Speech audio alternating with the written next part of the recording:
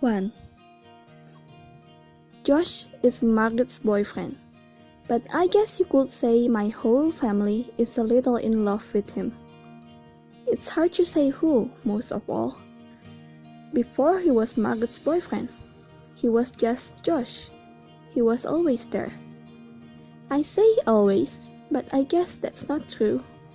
He moved next door 5 years ago, but it feels like always.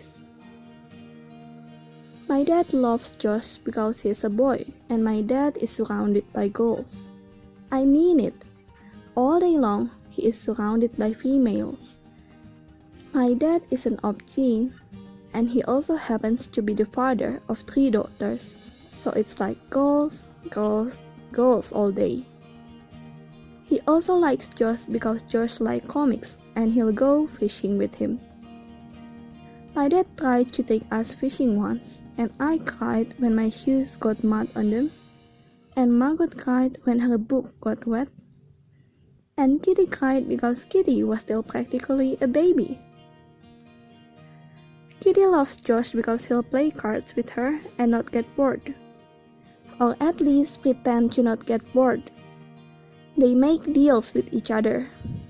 If I win this next hand, you have to make me a toasted, crunchy peanut butter sandwich. No crusts. That's Kitty. Inevitably, there won't be crunchy peanut butter, and Josh will say, "Too bad, pick something else." But then, Kitty will wear him down and he'll run out and buy some, because that's Josh. If I had to say why Margaret loves him, I think maybe I would say it's because we all do. We are in the living room.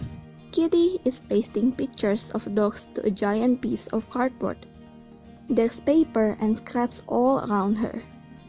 Humming to herself, she says, "When Daddy asks me what I want for Christmas, I'm just going to say, pick any one of these treats and we'll be good." Margaret and Josh are on the couch. I'm lying on the floor, watching TV. Josh popped a big bowl of popcorn, and I devote myself to it, handsful and handsful of it. A commercial comes on for perfume.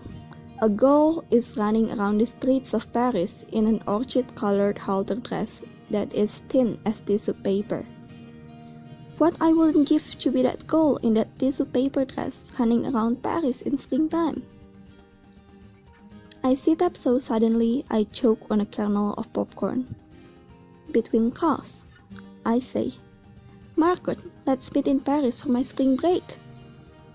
I am already picturing myself twirling with a pistachio macaron in one hand and a raspberry one in the other. Margaret's eyes light up. "Do you think Daddy will let you?" "Sure, it's culture. He'll have to let me." But it's true that I've never flown by myself before. And also, I've never even left the country before. Would Margaret meet me at the airport?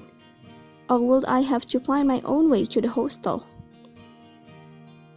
Josh must see the sudden worry on my face because he says, "Don't worry, your dad will definitely let you go if I'm with you." I brighten. "Yeah, we can stay at hostels and just eat pastries and cheese for all our meals."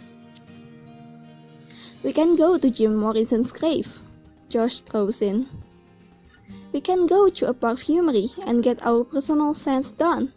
I cheer and Josh snorts.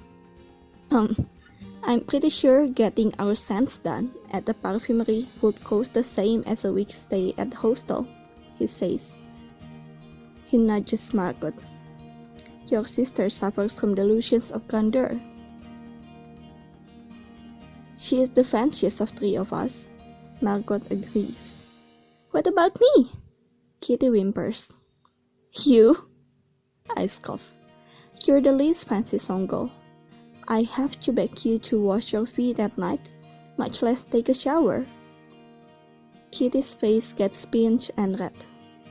"I wasn't talking about that, you dodo bird. I was talking about Paris." I wave her off.